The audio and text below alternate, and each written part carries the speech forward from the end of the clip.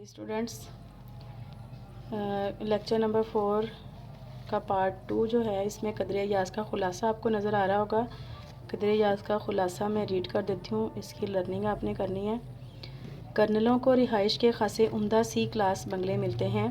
मुझे खुशकिस्मती से एक ऐसा बंगला मिल गया जो अपनी क्लास में भी इंतखाब था, यानी मुझे कर्नलों में वो इम्तियाज़ हासिल ना था जो मेरे बंगले को बंगलों में था। सलीम मियाँ जो अभी अभी मैट्रिक का इम्तिहान देकर फारिग हुए थे, दूसरे कर्नल ज़ादों की तरह उनके हमरा बेफिक्री से बैडमिंटन खेलते और सरे शाम ही दोस्तों के साथ टेलीविज़न के सामने जम जाते। एक दिन मैं अपने मुताले के कमरे में बैठा था कि अली बख्श खिलाफ मामूल रोनी सूरत बनाए दाखिल हुआ। वजह गिरानी पूछी तो कहने लगे, सलीम मियाँ ने डांटा है। कहते हैं कि बदतमीज़ हो, गंवार हो, देहाती हो।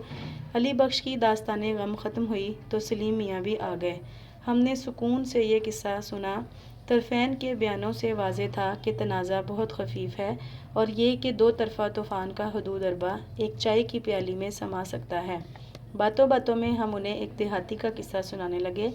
एक था लड़का जो अपने गांव से प्राइमरी पास करने के बाद शहर के हाई स्कूल में जाकर दाखिल हुआ। उन दिनों पतलून पोश खाल खाल ही नज़र आते थे। मसलन सारे स्कूल में एक सेकंड मास्टर साहिब थे जो सूट पहनते थे।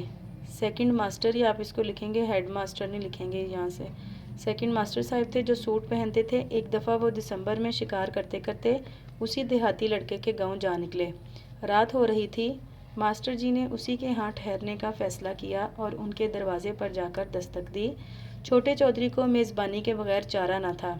चूँकि मास्टर जी ने पतलून पहन रखी थी, लिहाजा फ़र्श पर बिठाने की बजाय उनके लिए रंगीली चारपाई बिछा दी गई। फिर गांव का नाई मास्टर जी के पाँव दाबने लगा। एक नौकर दौड़ाया गया कि उनके लिए ताज़ा मकई के भुट्टे भुनवा कर ले आए। मास्टर जी के लिए बिस्तर लगाया गया और वो आराम की नींद सो गए। सलीम कान पर हाथ रखकर बोले, खुदा इस देहाती ज़िंदगी से बचाए।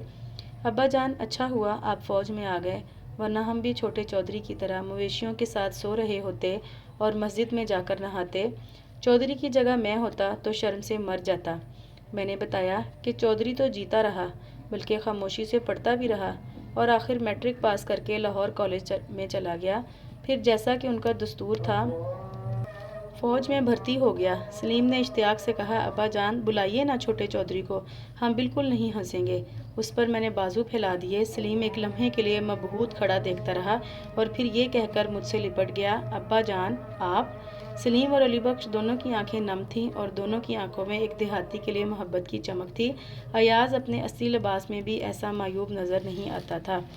यह आप लोगों को कदरे याज़ का ख़ुलासा मैंने सुनाया है, पढ़ के बताया है, और इसकी आपको कॉपी जो है फ़ोटो कॉपी की शक्ल में आपको स्कूल से मिल जाएगा। ये कदरे याज़ का ख़ुलासा और इसके क्वेश्चन आंसर्स आपको स्कूल से मिल जाएंगे। तो आप लोग जितनी जल्दी मुमकिन हो सके स्कूल जाएं और वहाँ से ले आएँ। और आपने अल्फाजमाई नहीं करने हैं लेक्चर 4 की डायरी में, और साथ आपने कदरे याज़ का ख़ुलासा कम्प्लीटली इसको याद करना है मुकम्मल, और याद करके इसको रिटन प्रैक्टिस इसकी ज़रूर करनी है।